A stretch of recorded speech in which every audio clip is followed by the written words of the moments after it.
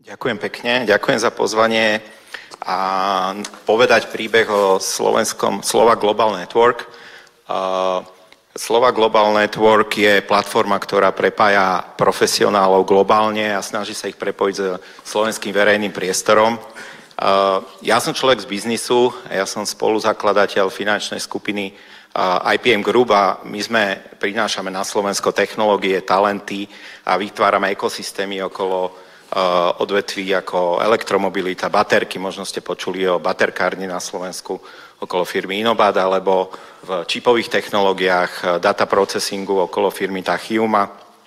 Počas toho procesu som stretol po svete veľmi veľa kapacít ľudí, ako ste vy, v rôznych končinách sveta, ľudí zo Slovenska pôvodom, ale aj z Čiech, ale ich hlas a ich vplyv na to slovenské prostredie je veľmi malý a vznikla myšlienka týchto ľudí networkovať. Zistili sme, že existuje veľa skupín, ako aj tu sme našli, ktoré sa networkujú navzájom a snažia sa v tom robiť, ale chýba taký globálny systematický prístup, ako ich prepájať. A preto sme vlastne spravili takú platformu po vzore krajín ako je Írsko, oni majú Global Irish Network, alebo Fínsko, ktorí s tou svojou mozgovou kapacitou aj vo svete, aj na Slovensku oveľa viac pracujú.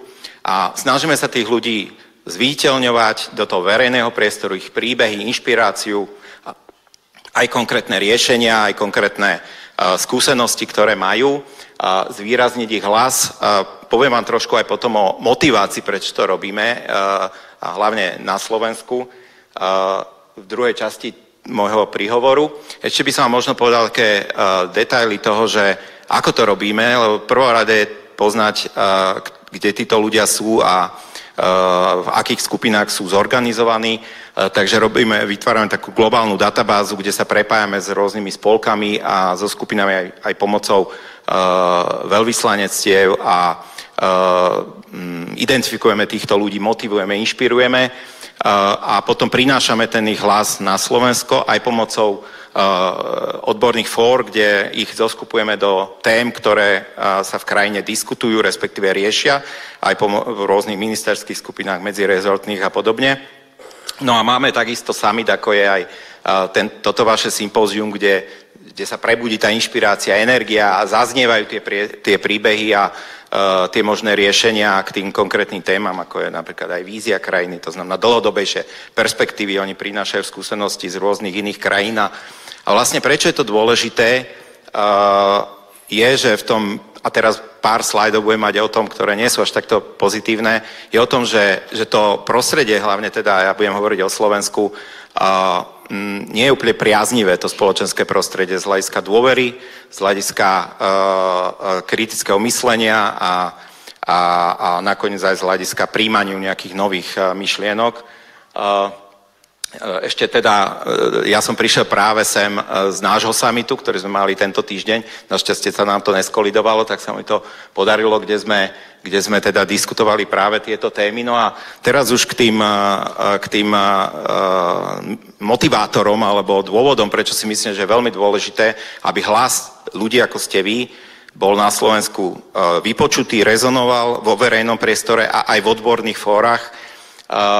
Prvé dáta, ktoré tu vidíte, hovoria o miere dôvery v spoločnosti, kedy Slovensko je veľmi nízko, je to už dlhodobý fakt, oproti napríklad Škandinávii, kde je to násobne vyššie. Veľa ľudí má obavy z budúcnosti a veľa ľudí rezignovalo. Toto je taký všeobecný fakt, že miera dôvery nízka. V Čechách nie je o moc vyššia mimochodom. V miere viery v konšpiratívne teórie sme naopak na úplne piedestáli, ako vidíte.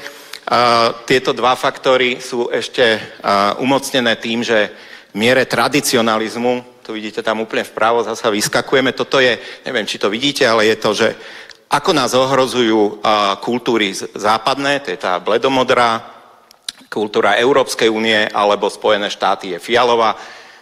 Jediné, kde nás predbehlo Česko, je Európska únia, tam je väčší skepticizmus. Takto to vyzerá z pohľadu rozpoltenosti spoločnosti odborníci to nazývajú kognitívne havárie, kde tí istí ľudia, ktorí hovoria, že demokratická spoločnosť je to najlepšie, čo máme, súčasne tvrdia, že pokiaľ by sme mali lepšiu životnú úroveň, tak nemusíme žiť v demokracii, alebo že nie je až tak strašne dôležité, či tá vláda je demokratická alebo nedemokratická a tak ďalej. Proste sa ľudia havarujú navzájom vo svojich hlavách a k tomu tu máme éru silných lídrov. Gideon Rachman napísal knihu, možno ste to niekto čítali, Age of Strong Men, kde vlastne hovorí o tom, že svet sa vyvíja v takých cyklických fázach autoritatívnych posunov v spoločnostiach a teraz sme niekde tam na vrchu a tie erodujú vlastne aj tú dôveru, vplývajú na tú dôveru, pretože príde vytriezvenie z takých tých ľahkých riešení a tá miera korelácie dôvery a krajín, ktoré majú autoritatívne režimy, je tiež veľmi vysoká. Je to úplne jasný fakt, že proste to navzájom koliduje. A k tomu sme ešte v procese obrovskej spoločenskej transformácie sveta, kedy sa všetko ide meniť, takže všetky tie faktory idú proti tomu, aby sme boli úspešní v tej transformácii, lebo dôvera je základom toho, že sme schopní sa niekam posunúť, dôvera v inštitúcie, dôvera v vedu, vo vedcov a tak ďalej, v data vôbec. Ako z toho von, a to je vlastne tá naša motivácia, že prečo robíme, alebo snažíme sa zapájať ľudí, ako ste vy, do verejného priestoru na Slovensku, do diskusí, aj do konkrétnej tvorby, napríklad verejných politik je, podľa Larryho Diamonda z Stanfordu hovorí o tom, že riešenie je mobilizovať občiansku spoločnosť, za tým je aj budovanie inštitúcií a tak ďalej, a mobilizovať proste osobnosti, ľudia, čo niečo preskákali, čo majú skúsenosť, čo dokážu inšpirovať iných ľudí, tak ich dostať do toho verejného priestoru a prehlušiť vlastne tie vplyvy, ktoré sú negatívne aj cez médiá, sociálne médiá, aj politické vplyvy, ktoré aj šíria konšpirácie, dezinformácie a v vyspelých spoločnostiach problém je nie len transparentnosť a korupcia.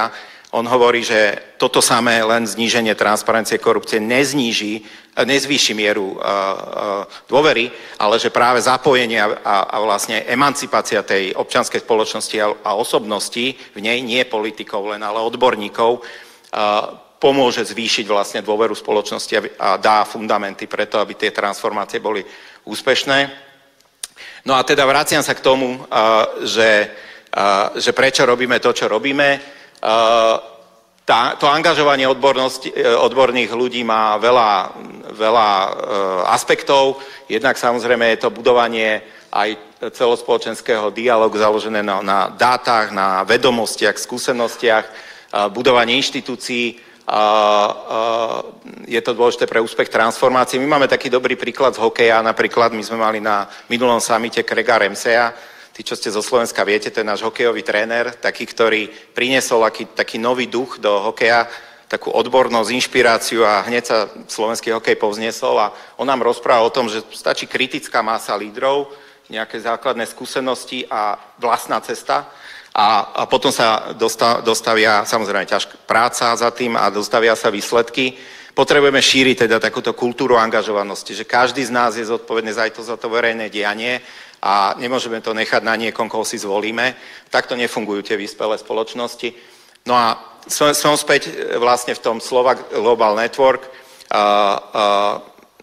Ľudí ako vy takýto network veľmi potrebuje, preto sme sa s Comedix aj spojili a hľadáme prepojenie aj medzi vami a inými podobnými komunitami vo svete, lebo to musí byť win-win. Každý má málo času, potrebuje vidieť aj nejakú svoju, mať nejaký gain z toho, takže vyzývam vás, vyhľadajte si ma, pripojte sa a my sa budeme snažiť, aby vás bolo čo najviac vidieť, počuť, aby ste inšpirovali čo najviac ľudí. Ďakujem pekne.